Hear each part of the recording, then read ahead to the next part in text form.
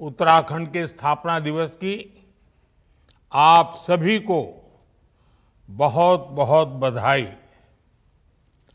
आज से ही उत्तराखंड के रजत जयंती वर्ष का शुभारंभ हो रहा है। यानी हमारा उत्तराखंड अपने 25वें वर्ष में प्रवेश कर रहा है। हमें अब उत्तराखंड के उज्जवल भविष्य के लिए अगले 25 वर्ष की यात्रा शुरू करनी है। इसमें एक सुखद संयोग भी है। ये यात्रा ऐसे समय में होगी जब देश भी 25 वर्षों के अमृत काल में है।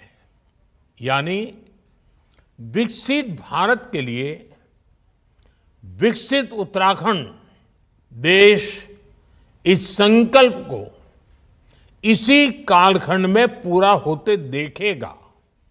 मुझे खुशी है कि उत्तराखंड के आप लोग आने वाले 25 वर्षों के संकल्पों के साथ पूरे राज्य में अलग अलग कार्यक्रम कर रहे हैं। इन कार्यक्रमों के जरिए उत्तराखंड के गौरव का प्रसार भी होगा और विकसित उत्तराखंड के लक्ष्य की भी हर प्रदेशवासी तक बात पहुंचेगी। मैं आप सभी को इस महत्वपूर्ण अवसर पर और ये महत्वपूर्ण संकल्प के लिए अपनी शुभकामनाएं देता हूं। अभी 2 दिन पहले ही प्रवासी उत्तराखंड सम्मेलन का भी सफल आयोजन हुआ है। मुझे विश्वास है हमारे प्रवासी उत्तराखंड वासी राज्य की विकास यात्रा में ऐसे ही बड़ी भूमिका निभाते रहेंगे। साथियों, उत्तराखंड के लोगों को अपनी आशाओं और आकांक्षाओं को पूरा करने के लिए लंबे समय तक अलग राज्य के लिए प्रयास करना पड़ा था। ये प्रयास तब पूरे हुए जब केंद्र में श्रद्धेय अटल जी के नेतृत्व में, बीजेपी के नेतृत्व में एनडीए की सरकार बनी। मुझे खुशी है कि जिस सपने के साथ उत्तराखंड का गठन हुआ था वो हम सब साकार होते देख रहे हैं। देवभूमि उत्तराखंड ने हम सभी को, भाजपा को हमेशा खूब सारा प्यार दिया है, अपनत्व दिया है। भाजपा भी देवभूमि की सेवा की भावना से उत्तराखंड के विकास में कोई कोर कसर बाकी नहीं छोड़ रही है। साथियों, कुछ दिन पहले ही केदारनाथ मंदिर के कपाट बंद हुए हैं। कुछ साल पहले बाबा केदार के दर्शन के बाद उनके चरणों में बैठकर मैंने बड़े विश्वास से कहा था कि ये दशक उत्तराखंड का दशक होगा। बीते वर्षों में उत्तराखंड ने मेरे इस विश्वास को सही साबित किया है। आज उत्तराखंड विकास के नए रिकॉर्ड बना रहा है, नए कीर्तिमान गढ़ रहा है। पिछले साल के सस्टेनेबल डेवलपमेंट गोल्स इंडेक्स में उत्तराखंड को पहला स्थान प्राप्त हुआ है। ईज ऑफ डूइंग बिजनेस में राज्य को अचीवर्स और स्टार्टअप रैंकिंग में लीडर्स की कैटेगरी में रखा गया है। पिछले 1.5-2 वर्षों में उत्तराखंड की राज्य विकास दर में 1.25 गुना से ज्यादा की बढ़ोतरी हुई है। इस साल जीएसटी कलेक्शन में भी 14% का उछाल आया है। 2014 में उत्तराखंड में प्रति व्यक्ति आय करीब 1.25 लाख रुपए सालाना थी, जो आज बढ़कर 2,60,000 रुपये हो चुकी है।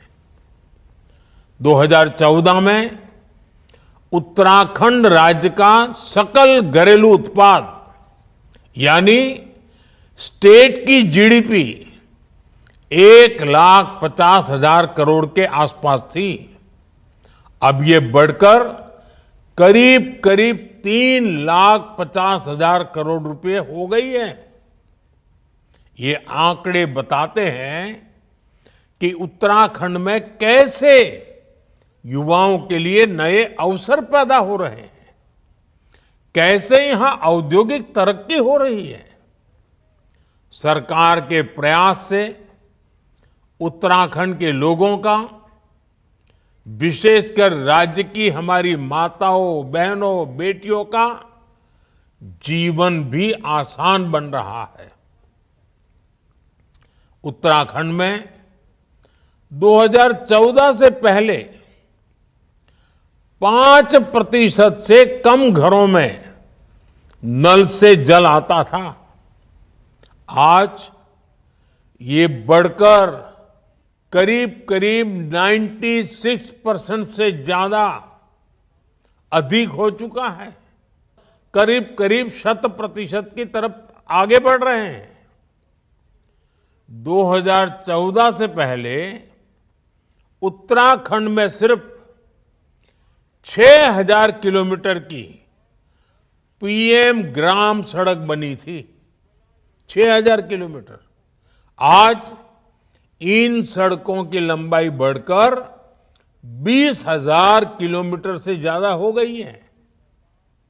और मुझे मालूम है पहाड़ों में सड़कें बनाना कितना बड़ा कठिन काम होता है और कितनी बड़ी जरूरत होती है।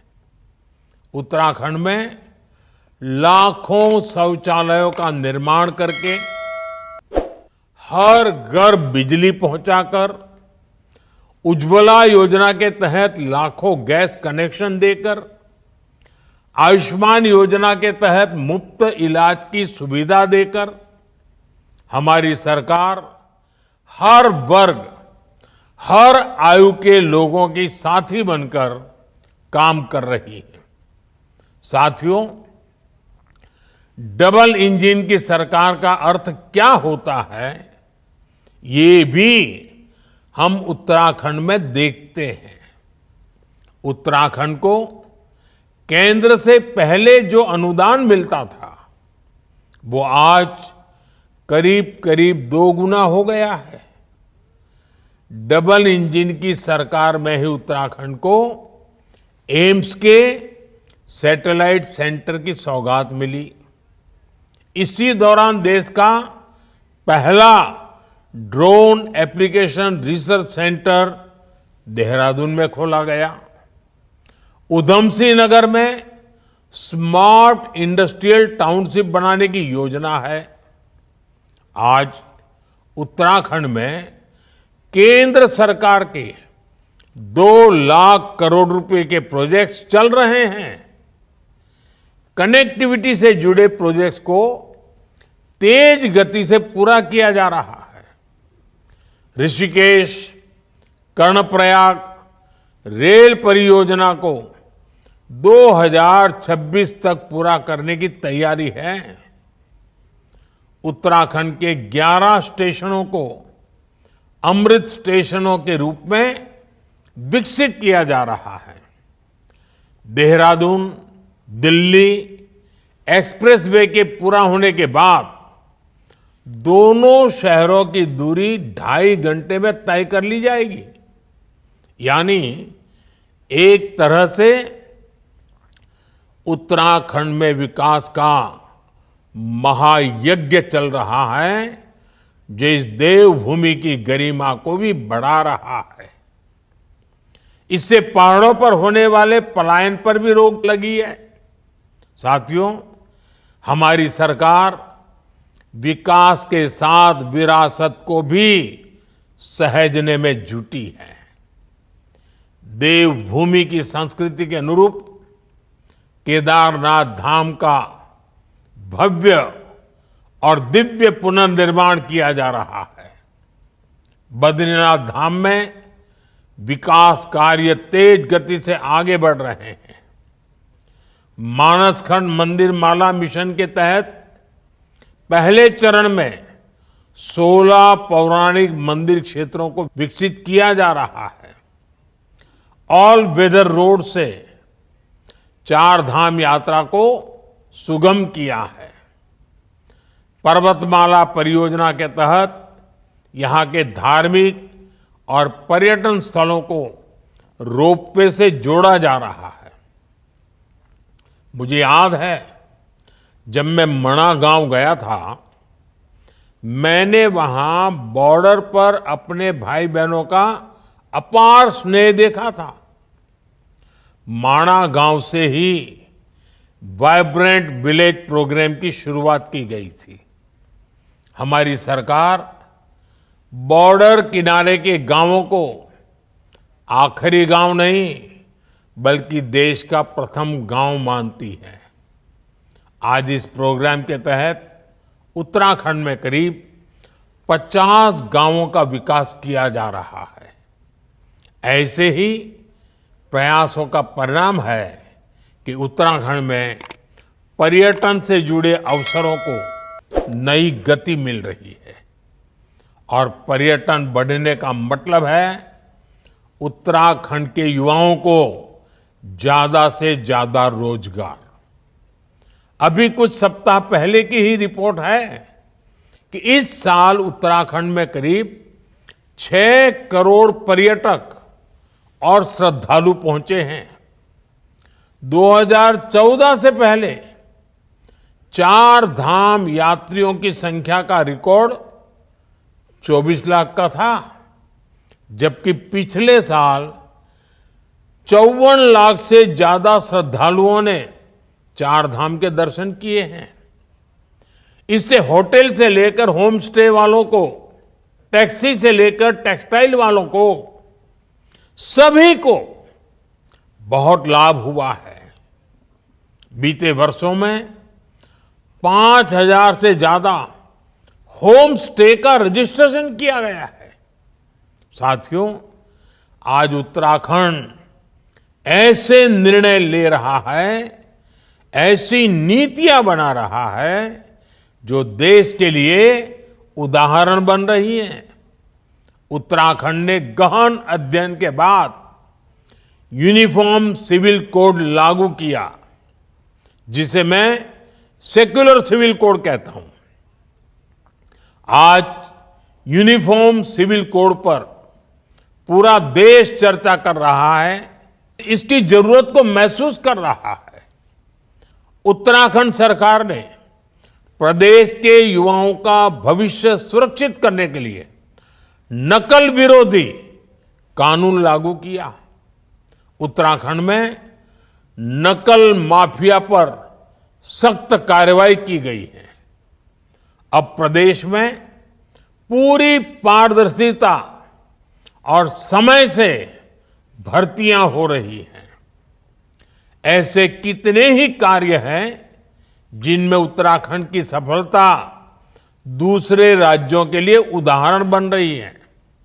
साथियों, आज 9 नवंबर है। 9 का अंक बहुत ही शुभ माना जाता है, शक्ति का प्रतीक होता है। आज मैं आपसे और उत्तराखंड आने वाले यात्रियों, श्रद्धालुओं से 9 आग्रह करना चाहता हूं। 5 आग्रह उत्तराखंड के लोगों से और 4 आग्रह यात्रियों, श्रद्धालुओं से। साथियों, आपकी बोलियां काफी समृद्ध है। गढ़वाली, कुमाऊनी, जौनसारी ऐसी बोलियों का संरक्षण बहुत जरूरी है। मेरा पहला आग्रह है कि उत्तराखंड के लोग अपनी आने वाली पीढ़ियों को जरूर ये बोलियां सिखाएं। ये बोलियां उत्तराखंड की पहचान को मजबूत बनाने के लिए भी जरूरी है। देवभूमि के लोग प्रकृति और पर्यावरण के कितने बड़े प्रेमी होती है, ये पूरा देश जानता है। उत्तराखंड तो गौरा देवी की भूमि है और यहां हर महिला मां नंदा का रूप है। बहुत आवश्यक है कि हम प्रकृति की रक्षा करें। इसलिए मेरा दूसरा आग्रह है, एक पेड़ मां के नाम। हर किसी ने इस आंदोलन को आगे बढ़ाना है। आजकल आप देख रहे हैं, देश भर में ये अभियान तेज गति से चल रहा है। उत्तराखंड भी इस दिशा में जितनी तेजी से काम करेगा, उतना ही हम क्लाइमेट चेंज की चुनौती से लड़ पाएंगे। उत्तराखंड में तो नौलों धारों की पूजा की परंपरा है। आप सभी नदी नौलों का संरक्षण करें। पानी की स्वच्छता को बढ़ाने वाले अभियानों को गति दें। ये मेरा आपसे तीसरा आग्रह है। मेरा चौथा आग्रह है, अपनी जड़ों से जुड़े रहें। अपने गांव लगातार जाएं और रिटायरमेंट के बाद तो जरूर अपने गांवों में जाएं। वहां से संबंध मजबूत रखें। उत्तराखंड के लोगों से मेरा पांचवा आग्रह है, अपने गांव के पुराने घरों, जिन्हें आप तिबरी वाले घर कहते हैं, उन्हें भी बचाएं। इन घरों को भूले नहीं। इन्हें आप होम स्टे बनाकर अपनी आय बढ़ाने का साधन बना सकते हैं। साथियों, उत्तराखंड आने वाले पर्यटकों की संख्या हर साल बढ़ रही है और देश के कोने कोने से आते हैं, विदेशों से आते हैं। मैं आज सभी पर्यटकों से भी 4 आग्रह करूंगा। पहला आग्रह है, जब भी आप हिमालय की गोद में पहाड़ों पर घूमने जाएं, स्वच्छता को सर्वोपरि रखें। इस प्रण के साथ जाएं कि आप सिंगल यूज प्लास्टिक का इस्तेमाल नहीं करेंगे। दूसरा आग्रह है, वोकल फॉर लोकल के मंत्र को वहां भी याद रखें। आपकी यात्रा का जो खर्च होता है, उसमें से कम 5% स्थानीय लोगों के द्वारा उत्पादित किए गए प्रोडक्ट खरीदने में खर्च करें। तीसरा आग्रह है, पहाड़ पर जाएं तो वहां के ट्रैफिक नियमों का जरूर ध्यान रखें। सावधान रहें। हर किसी का जीवन अमूल्य है। मेरा चौथा आग्रह है, धार्मिक स्थलों के रीति रिवाजों, वहां के नियम कायदों के बारे में यात्रा से पहले जरूर पता कर ले। वहां की मर्यादा का जरूर ध्यान रखें। इसमें आपको उत्तराखंड के लोगों से बहुत मदद मिल सकती है। उत्तराखंड के लोगों से 5 और उत्तराखंड आने वाले लोगों से मेरे 4 आग्रह देवभूमि के विकास में, देवभूमि की पहचान को मजबूत करने में बड़ी भूमिका निभाएंगे।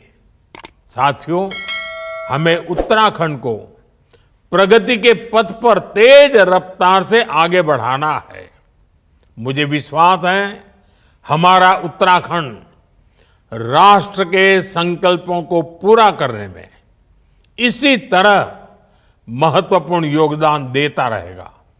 मैं एक बार फिर उत्तराखंड स्थापना रजत जयंती वर्ष की आप सबको बहुत बहुत शुभकामनाएं देता हूं। बाबा केदार आप सभी के जीवन को मंगलमय बनाए। बहुत बहुत धन्यवाद। संसद टीवी के और भी प्रोग्राम्स देखने के लिए सब्सक्राइब करें हमारा यूट्यूब चैनल और हाँ, इन्हें लाइक और शेयर करना ना भूलें।